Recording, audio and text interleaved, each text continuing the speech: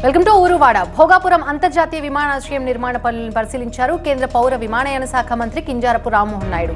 Airport terminal, runway తదితర నిర్మాణాలను పరిశీలించారు. జాతీయ రహదారితో విమానాశ్రయ అనుసంధాన రహదారిని పరిశీలించారు కేంద్ర మంత్రి. విమానాశ్రయ నిర్మాణ పనులను ఈ సందర్భంగా వివరించారు జీఎంఆర్ సంస్థ ప్రతినిధులు. బ్యాంకర్ల కమిటీ సమావేశంలో ఏపీ ప్రభుత్వం కీలక నిర్ణయాలు తీసుకుంది. 5 ప్రధాన అంశాలపై మెరుగైన ఫలితాలు సాధించేందుకు సబ్ కమిటీ ఏర్పాటు చేయాలని నిర్ణయించింది. మంత్రులు, బ్యాంకర్లు, నిపుణులతో సబ్ కమిటీ వేశారు. మరోవైపు 24-25 సంవత్సర ఆర్థిక సంవత్సరానికి రుణ ప్రణాళిక రూపొందించారు. 5,40,000 కోట్లతో రుణ ప్రణాళిక విడుదల చేశారు. ఏపీలో విద్యుత్ శాఖపై శ్వేతపత్రం విడుదల చేశారు సీఎం చంద్రబాబు. రాష్ట్ర భవిష్యత్తును దారుణంగా దెబ్బతీశారన్నారు బాబు. 2014 నుంచి విద్యుత్ ఉత్పత్తి పెంచామని, విద్యుత్ సంస్కరణలతో మిగులు విద్యుత్ వచ్చిందన్నారు. 2018 నాటికి ఏపీ మిగులు విద్యుత్ రాష్ట్రంగా ఎదిగిందన్నారు. 2019 నాటికి 14,929 మెగావాట్ల ఉత్పత్తి జరిగిందన్నారు. అయితే 2019-2024 మధ్య విద్యుత్ సంస్థలపై 1,29,000 కోట్ల అప్పులు తెచ్చారన్నారు బాబు. ఐవీఎఫ్ ఒక అధునాతన సంతానోత్పత్తి చికిత్స. అనేక దంపతులకు తల్లిదండ్రులు కావాలనే వారి కలను నెరవేర్చుకోవడానికి సహాయపడుతుంది. ఈ రోజే ఓఎస్ఎస్ ఫర్టిలిటీని సందర్శించండి. శ్వేతపత్రం విడుదలలో చంద్రబాబు అసహనం వ్యక్తం చేశారు. పవర్ పాయింట్ ప్రెజెంటేషన్ కోసం సరైన ఏర్పాట్లు చేయలేదని అధికారులపై మండిపడ్డారు. ఒళ్లు దగ్గర పెట్టుకుని పనిచేయాలంటూ చంద్రబాబు వార్నింగ్ ఇచ్చారు.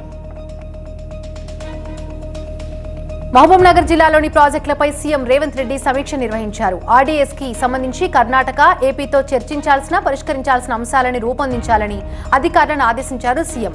తమిళ లిఫ్ట్ ఇరిగేషన్ పై ప్రణాళిక రూపొందించాలన్నారు. కోయిల్ సాగర్ ప్రాజెక్టు సామర్థ్యం పెంపుపై ఎలాంటి సమస్య లేకుండా ప్రతిపాదన తయారు చేయాలని అధికారులను ఆదేశించారు సీఎం రేవంత్ రెడ్డి. రాజోల అధికారుల సమీక్ష సమావేశంలో ఎమ్మెల్యే దేవా వరప్రసాదరావు హాట్ కామెంట్స్ చేశారు. రాజోల నియోజకవర్గం పరిధిలో లక్షల రూపాయల్లో అక్రమ లేఅవుట్ దందా జరుగుతోందన్నారు. దాన్ని అరికట్టేందుకు మీరంతా సహకరించాలని అధికారులను కోరారు ఎమ్మెల్యే. అక్రమ లేఅవుట్లకు ఇళ్లు కట్టుకోవడానికి పర్మిషన్ ఎవరిస్తున్నారని, కరెంటు పర్మిషన్లు ఎలా ఇస్తున్నారని ప్రశ్నించారు. ఇవన్నీ బయటకు రావాలన్నారు ఎమ్మెల్యే. రాజన్న సిరిసిల్ల జిల్లాలో పర్యటించారు కేంద్ర మంత్రి బండి సంజయ్. కాంగ్రెస్, బీఆర్ఎస్ నాయకులు కూడా తన గెలుపు కోసం కష్టపడ్డారన్నారు. ప్రజల నమ్మకం, విశ్వాసాన్ని నిలబెడతానని తెలిపారు. ఆది శ్రీనివాస్ సహకారంతో రాజన్న సిరిసిల్ల జిల్లాను అభివృద్ధి చేస్తానన్నారు బండి సంజయ్. కేంద్ర ప్రభుత్వం ఏర్పాటు చేసిన ప్రసాద స్కీమ్లో వేములవాడ రాజరాజేశ్వర స్వామి ఆలయం, కొండగట్టు ఆంజనేయ స్వామి ఆలయాన్ని అభివృద్ధి చేస్తానని తెలిపారు కేంద్ర మంత్రి. తెలంగాణ సీఎం రేవంత్ రెడ్డితో సమావేశమయ్యారు national highway authority of India ఉన్నతాధికారులు. రాష్ట్రంలోని వివిధ రహదారుల విస్తరణలో రాష్ట్ర సహకారంపై చర్చించారు. అన్ని విధాలుగా సహకరిస్తామని ముఖ్యమంత్రి వారికి హామీ ఇచ్చారు. దీనిపై రేపు ఉదయం 11 గంటలకు సెక్రటేరియట్లో ఉన్నత స్థాయి సమీక్ష నిర్వహించనున్నారు సీఎం. క్రికెటర్ సిరాజ్ కి తెలంగాణ ప్రభుత్వం బహుమతిస్తోంది. ప్రభుత్వ ఉద్యోగం, ఇంటి స్థలం ఇవ్వనుంది ప్రభుత్వం. హైదరాబాద్ లో స్థలం గుర్తించాలని సీఎం ఆదేశించారు. సిరాజ్ కి ప్రభుత్వ ఉద్యోగం కల్పించాలని అధికారులను ఆదేశించారు సీఎం. పల్నాడు జిల్లా కొండమూడు ఇసుక డిపోను ఆకస్మికంగా తనిఖీ చేశారు పల్నాడు జిల్లా కలెక్టర్ అరుణ్ బాబు. జిల్లా మైనింగ్ ఏడీ నాగిని, తహసీల్దార్ లక్ష్మీ నరసింహ కూడా ఇసుక డిపోకు వచ్చారు. జిల్లాలో 4 స్టాక్ పాయింట్లు, 2 డిపోలు ఉన్నాయని, నామమాత్రపు ఫీజులకు ఇసుక అందజేస్తున్నామన్నారు జిల్లా మైనింగ్ అధికారి నాగిని. ఇసుకను అక్రమంగా నిల్వ చేస్తే చర్యలు తీసుకుంటామన్నారు. నందిగామలో ఇసుక ఆన్లైన్ ప్రక్రియ పనిచేయటం లేదు. దీంతో కీసర దగ్గర ఉన్న స్టాక్ పాయింట్లో వాహనాలు బారులు తీరాయి. నగదు చెల్లింపుల ద్వారా మాత్రమే ఇసుక అమ్మకం జరుగుతోంది. ఒకే క్యూఆర్ కోడ్ ఉండటం వల్ల ఈ సమస్య ఏర్పడినట్టు అధికారులు తెలిపారు. కీసర స్టాక్ పాయింట్ ని జిల్లా కలెక్టర్ సృజన పరిశీలించారు. ఆన్లైన్ పనిచేయకపోవడంతో బ్యాంక్ అకౌంట్ ఏర్పాటు చేశారు అధికారులు. గత ప్రభుత్వంలో ఉద్యోగులపై అక్రమంగా పెట్టిన కేసులు ఎత్తివేయాలని డిమాండ్ చేశారు ఉద్యోగులు. ప్రభుత్వ ఉద్యోగ సంఘాల ఆధ్వర్యంలో ఆదోని సబ్ కలెక్టర్ ఆఫీస్ ముందు నిరసన తెలిపారు. ఆదోని సబ్ కలెక్టర్ కు వినతి పత్రం అందించారు ఉద్యోగ సంఘాల నేతలు. ఎన్టీఆర్ జిల్లా వత్సవాయి మండలం పోలంపల్లి డ్యామ్ ని పరిశీలించారు జిల్లా కలెక్టర్ సృజన.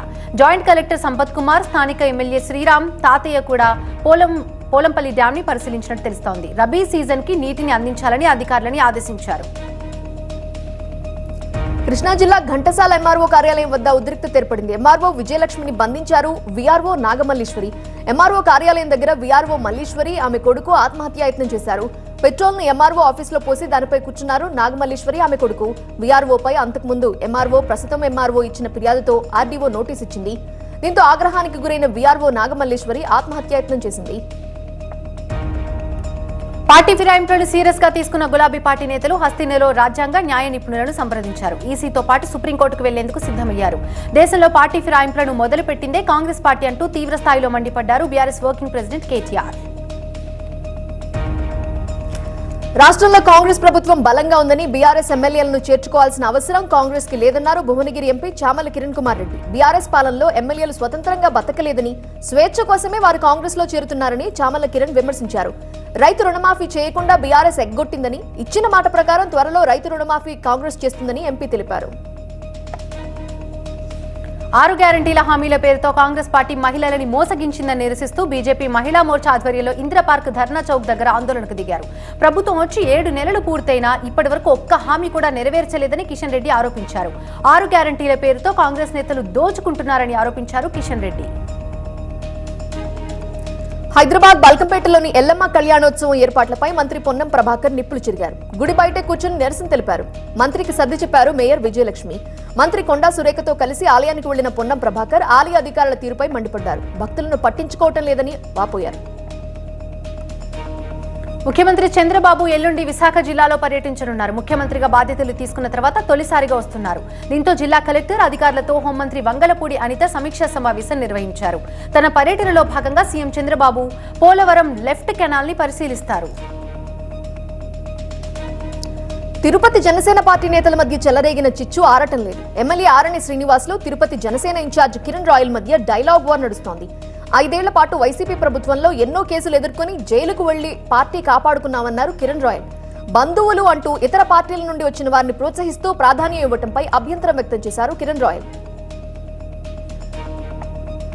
కిరణ్ రాయల్ కామెంట్స్ కి ధీటుగా బదులిచ్చారు ఎమ్మెల్యే ఆరణి శ్రీనివాసులు. ఆచితూచి మాట్లాడాలని వార్నింగ్ ఇస్తూనే కేసులు ఎందుకు పెట్టారో, జైలుకు ఎందుకెళ్లారో ఆత్మ పరిశీలన చేసుకోవాలని సూచించారు.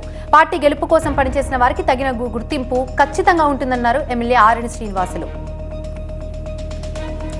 గుంటూరు జిల్లా తాడేపల్లిలో సీఎం చంద్రబాబు, పవన్ కళ్యాణ్ చిత్రపటాలకు పాలాభిషేకం చేశారు. అధికారంలోకి రాగానే ఉచిత ఇసుక హామీ నెరవేర్చిన ప్రభుత్వానికి కృతజ్ఞతలు తెలిపారు కూటమి నేతలు.